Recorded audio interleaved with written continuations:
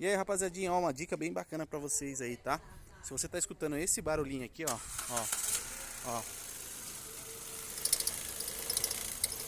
ó, tá vendo? Se você não sabe se é correio, o que que é, o que tá acontecendo, ó. Faz o seguinte, rapaziada.